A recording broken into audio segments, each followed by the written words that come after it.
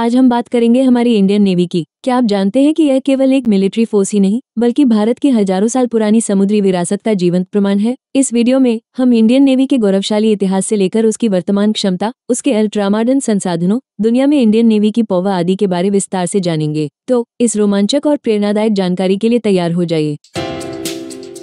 Indian navy की जड़ें उतनी ही पुरानी है जितनी कि स्वयं भारतीय सभ्यता। ये सिर्फ कुछ सदियों का इतिहास नहीं बल्कि हजारों वर्षों की समुद्री विरासत का प्रतीक है। कल्पना कीजिए 2300 ईसा पूर्व की सिंधु घाटी सभ्यता की, जब गुजरात के लोथल में विश्व का पहला टाइडल डॉक मौजूद था, जो उस समय की एडवांस मरीन इंजीनियरिंग का प्रमाण था। हमारे पवित्र वेद ऋग्वेद 100 चप्पू वाले जहाजों का वर्णन करते हैं जो भीषण तूफानों में भी डटे रहते थे। प्राचीन भारत के चोल साम्राज्य ने 11वीं सदी में अपनी शक्तिशाली नौसेना के दम पर समुद्री व्यापार और उपनिवेशों को फैलाया। राजेंद्र चोल प्रथम की नौसेना ने बर्मा, सुमात्रा और श्रीलंका तक अपना प्रभाव स्थापित किया। उनकी नौसेना इतनी सशक्त थी कि समुद्री लुटेरे भी उनके सामने नहीं टिक पाते थे। 13वीं सदी में प्रसिद्ध यात्री मार्को पोलो ने भारतीय जहाजों की गुणवत्ता और इंजीनियरिंग की खूब तारीफ की थी, जो लकड़ी और लोहे से बने थे और एक खास तेल की परत से सुरक्षित रहते थे। 17वीं सदी में छत्रपति शिवाजी महाराज ने मराठा नौसेना की नींव रखी, जिसने समुद्र में भारत का परचम बुलंद किया। उनके महान सेनापति कन्होजी आंग्रे ने पुर्तगालियों और ब्रिटिशों को लगातार चुनौती दी और उन्हें कई समुद्री लड़ाइयों में धूल चटाई।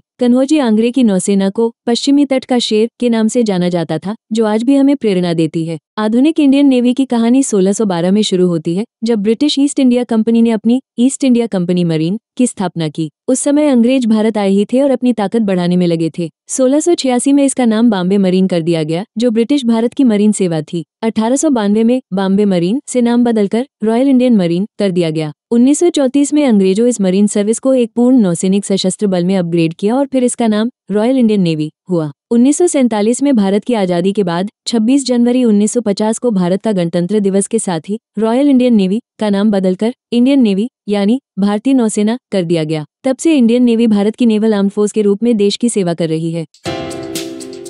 इंडियन नेवी का आदर्श वाक्य है शम नो वरुणः। ये एक संस्कृत उक्ति है जिसका अर्थ है जल के देवता वरुण हमारे लिए शुभ हो। ये आदर्श वाक्य नौसेना के पवित्र कर्तव्य और दिव्य संरक्षण की भावना को दर्शाता है। इंडियन नेवी का संचालन और नियंत्रण नई दिल्ली के नौसेना भवन स्थित मुख्यालय से होता है, जहां से इसकी सभी रणनीतिक और परिचालन गतिविधियां निर्देशित होती हैं। नौसेना को 3 प्रमुख ऑपरेशनल कमांड में बांटा गया है। ये ऑपरेशनल कमांड है western naval command, southern naval command और eastern naval command. Western naval command का हेडक्वार्टर मुंबई, महाराष्ट्र में है। ये कमान अरब सागर और उससे लगे समुद्री क्षेत्रों की सुरक्षा का जिम्मा संभालती है। ईस्टर्न नेवल कमांड का हेडक्वार्टर विशाखापट्टनम, आंध्र प्रदेश में है। ये बंगाल की खाड़ी, अंडमान सागर और हिंद महासागर के पूर्वी हिस्सों की निगरानी करती है। साउदर्न नेवल कमांड का हेडक्वार्टर कोची, केरल में है। यह मुख्य रूप से नौसैनिकों के ट्रेनिंग और लॉजिस्टिक सपोर्ट का केंद्र है। नेवी की एक इंटीग्रेटेड कमांड भी है। ये अंडमान और निकोबार कमांड है, जो पोर्ट ब्लेयर में है। ये भारत की एकमात्र ट्राई सर्विस यानी आर्मी, नेवी और एयरफोर्स इंटीग्रेटेड कमांड है। ये हिंद महासागर क्षेत्र में भारत की सामरिक उपस्थिति को मजबूत करती है और पूर्व का प्रवेश द्वार मानी जाती है, जो भारत के पूर्वी समुद्री हितों के लिए अत्यंत महत्वपूर्ण है। इंडियन नेवी का कंट्रोल एक एडमिरल के हाथ में होता है, जिन्हें चीफ ऑफ नेवल स्टाफ यानी CNS कहा जाता है। चीफ ऑफ नेवल स्टाफ नौसेना के सर्वोच्च अधिकारी होते हैं और वे सीधे राष्ट्रपति को रिपोर्ट करते हैं। वैसे इंडियन नेवी में एक फ्लीट एडमिरल का पद भी होता है, जो एडमिरल से ऊपर की रैंक है, लेकिन अब तक किसी भारतीय अधिकारी को ये रैंक नहीं मिली है। एडमिरल के नीचे ऑफिसर्स का एक वेल ऑर्गेनाइज्ड स्ट्रक्चर होता है, जिसमें vice admiral, rear admiral, commodore, captain, commander, lieutenant, सब लेफ्टिनेंट और मिडशिपमैन होते हैं। नॉन कमीशन्ड ऑफिसर्स में मास्टर चीफ पेटी ऑफिसर और चीफ पेटी ऑफिसर जैसे पद शामिल हैं, जो नौसेना के संचालन में महत्वपूर्ण भूमिका निभाते हैं। इंडियन नेवी के पास एक विशाल और समर्पित कार्यबल है। आज इसमें लगभग 70,000 सक्रिय कर्मी और 50,000 रिजर्व कर्मी शामिल हैं। ये बहादुर जवान और अधिकारी दिन रात, हर मौसम और हर परिस्थिति में देश की समुद्री सीमाओं की रक्षा के लिए तत्पर रहते हैं। नौसेना में शामिल होना केवल एक नौकरी नहीं, बल्कि एक कठिन और गौरवपूर्ण यात्रा है। नौसैनिकों को शारीरिक और मानसिक रूप से मजबूत बनाने के लिए बड़ी ही कठोर ट्रेनिंग से गुजरना पड़ता है। इंडियन नेवी के प्रमुख ट्रेनिंग केंद्र ओडिशा में स्थित INS चिल्का नौसेना के नाविकों के लिए सबसे बड़ा बुनियादी ट्रेनिंग प्रतिष्ठान है। इसके अलावा लोनावाला, महाराष्ट्र में INS शिवाजी इंजीनियरिंग और तकनीकी ट्रेनिंग प्रदान करता है, जबकि गोवा में INS मंडोवी और विशाखापट्टनम में अन्य केंद्र विशेष ट्रेनिंग देते हैं। नौसैनिकों को तैराकी, नेविगेशन, हथियार चलाने, जहाज पर आपातकालीन स्थिति से निपटने और उच्च दबाव वाली स्थितियों में त्वरित निर्णय लेने का व्यापक ट्रेनिंग दिया जाता है। उन्हें अक्सर हफ्तों तक समुद्र में रहना पड़ता है, जहां वे तूफानों और अन्य समुद्री खतरों का का सामना करना सीखते हैं। इस दौरान उन्हें देशभक्ति, अनुशासन, टीम वर्क और नेतृत्व जैसे गुणों का भी पाठ पढ़ाया जाता है। हर साल हजारों युवा नौसेना में भर्ती के लिए आवेदन करते हैं, लेकिन केवल सबसे योग्य और दृढ़निश्चयी युवा ही इस कठिन ट्रेनिंग से गुजरकर इंडियन नेवी का हिस्सा बन पाते हैं। अब बात करते हैं इंडियन नेवी की असली ताकत की, उसके अल्ट्रा मॉडर्न वॉरशिप, सबमरीन और एडवांस्ड वेपन्स की। इंडियन नेवी के पास वर्तमान में लगभग 150 से अधिक वॉरशिप और सबमरीन्स हैं और यह संख्या लगातार बढ़ रही है। एयरक्राफ्ट करियर, भारत के पास 2 एयरक्राफ्ट करियर हैं, INS विक्रांत और INS विक्रमादित्य। INS विक्रांत ये भारत का पहला पूर्ण स्वदेशी एयरक्राफ्ट करियर है, जिसका वजन 40,000 टन है। यह MiG-29 के और स्वदेशी तेजस नेवी विमानों सहित अलग अलग प्रकार के विमानों और हेलीकॉप्टरों को संचालित करने में सक्षम है। ये मेक इन इंडिया और आत्मनिर्भर भारत का शानदार उदाहरण है। INS विक्रमादित्य ये रूस से लिया गया एक कन्वर्टेड एयरक्राफ्ट करियर है, जो इंडियन नेवी की हवाई शक्ति को हिंद महासागर में और बढ़ाता है। ये एयरक्राफ्ट करियर समुद्र में भारत की शक्ति प्रक्षेपण क्षमताओं के केंद्र हैं। डिस्ट्रॉयर, इंडियन नेवी के पास 13 डिस्ट्रॉयर हैं, जिनमें विशाखापत्तनम, कोलकाता, दिल्ली और राजपूत क्लास के शिप शामिल हैं। 15 फ्रिगेट हैं, शिवालिक और तलवार श्रेणी के। 20 कोरवेट हैं, कमोर्ता, कोरा और खोखरी श्रेणी के। 10 बड़े अपतटीय गश्ती जहाज हैं। इसके अलावा कई सहायक पोत भी हैं, जैसे टैंकर, सर्वेक्षण जहाज और प्रशिक्षण पोत। विशाखापट्टनम क्लास ये नवीनतम पीढ़ी के स्टील्थ गाइडेड मिसाइल डिस्ट्रॉयर हैं, जो अत्याधुनिक सेंसर और मिसाइलों से लैस हैं। कोलकाता क्लास ये भी शक्तिशाली डिस्ट्रॉयर हैं, जिनमें मजबूत हवाई रक्षा और सतह से सतह पर मार करने वाली मिसाइल क्षमताएं हैं।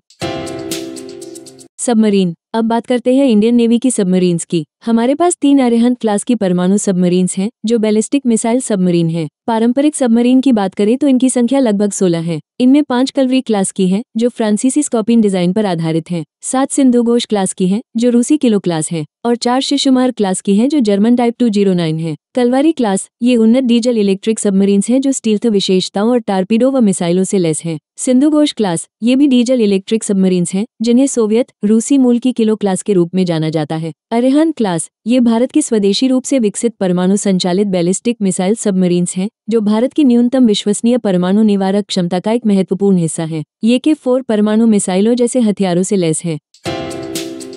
फ्रिगेट्स और कोरवेट्स, शिवालिक क्लास ये बहुउद्देशीय स्टील्थ फ्रिगेट्स हैं, जो निगरानी, हमले और रक्षा कार्यों में माहिर हैं। कामोर्ता क्लास ये स्वदेशी एंटी सबमरीन वॉरफेयर कोरवेट्स हैं, जो सबमरीन रोधी अभियानों के लिए डिजाइन किए गए हैं। तलवार क्लास ये भी गाइडेड मिसाइल फ्रिगेट्स हैं, जो विभिन्न प्रकार के मिशनों में सक्षम हैं। नौसेना के major weapon system, Indian navy के पास 26 वायु स्क्वाड्रन हैं, जो 8 नौसैनिक वायु स्टेशनों पर तैनात हैं। फाइटर जेट में MiG-29 के हैं, जो विमान वाहक से संचालित होते हैं। समुद्री गश्ती के लिए बोइंग P-8 विमान है। हेलीकॉप्टरों में कामोव का 31 और सी किंग है। इसके अलावा विभिन्न निगरानी ड्रोन भी हैं। ब्रह्मोस मिसाइल यह विश्व की सबसे तेज सुपरसोनिक क्रूज मिसाइलों में से एक है, जो 400 किलोमीटर से अधिक की दूरी तक लक्ष्य भेद सकती है। बराक-8 यह एक लंबी दूरी की सतह से हवा में मार करने वाली मिसाइल प्रणाली है, जो हवाई खतरों से बचाव करती है। K4 बैलिस्टिक मिसाइल ये परमाणु सक्षम बैलिस्टिक मिसाइल है, जिसे सबमरीन से लॉन्च किया जा सकता है। इसके अलावा इंडियन नेवी के पास विभिन्न प्रकार के टारपीडो, तोपे, रॉकेट और अत्याधुनिक इलेक्ट्रॉनिक वॉरफेयर सिस्टम भी है। ग्लोबल फायर पावर 2025 की रैंकिंग के अनुसार इंडियन नेवी विश्व की 6ठी सबसे शक्तिशाली नौसेना है। यह न केवल हिंद महासागर क्षेत्र में एक प्रमुख शक्ति है, बल्कि एक ब्लू वाटर नेवी के रूप में अपनी उपस्थिति दर्ज कराती है। ब्लू वाटर नेवी वो होती है, जो अपने क्षेत्रीय जल से दूर खुले समुद्रों और महासागरों में भी स्वतंत्र रूप से संचालन करने में सक्षम होती है। इंडियन नेवी हिंद महासागर से लेकर दक्षिण चीन सागर और पश्चिमी भूमध्य सागर तक नियमित रूप से अपनी तैनाती करती है। यूनाइटेड स्टेट ऑफ अमेरिका की नेवी दुनिया की सबसे बड़ी नेवी है, जिसके पास 11 एयरक्राफ्ट करियर हैं। रशिया दुनिया की दूसरी सबसे शक्तिशाली नेवी है, जो परमाणु सबमरीन और एडवांस मिसाइल पावर से लैस है। चाइना की नेवी दुनिया की तीसरी बड़ी नेवी है, तो यूनाइटेड किंगडम की नेवी का दुनिया में चौथा नंबर है। जापान की नेवी दुनिया की 5वीं सबसे बड़ी नेवी है। इंडियन नेवी दुनिया की 6ठी सबसे शक्तिशाली नेवी है। इंडियन नेवी टोटल फ्लीट के आधार पर दुनिया में 5वें नंबर पर और फ्लीट की ताकत के आधार पर 6ठे नंबर पर है। भारत के बाद फ्रांस, साउथ कोरिया, इटली और ताइवान की नेवी का नंबर आता है। 2022 में इंडियन नेवी ने अपना नया ध्वज अपनाया। ये छत्रपति शिवाजी महाराज की अष्टकोणीय शाही मुहर पर आधारित है। ये हमारी समृद्ध समुद्री विरासत को दर्शाता है और औपनिवेशिक प्रभाव को पूरी तरह समाप्त करता है। अगर आपको ये वीडियो पसंद आया हो तो इसे लाइक और शेयर जरूर करें। हमारे चैनल यूनिवर्सलपीडिया को सब्सक्राइब करना न भूलें। अब अगले वीडियो में एक नई जानकारी के साथ फिर मिलते हैं।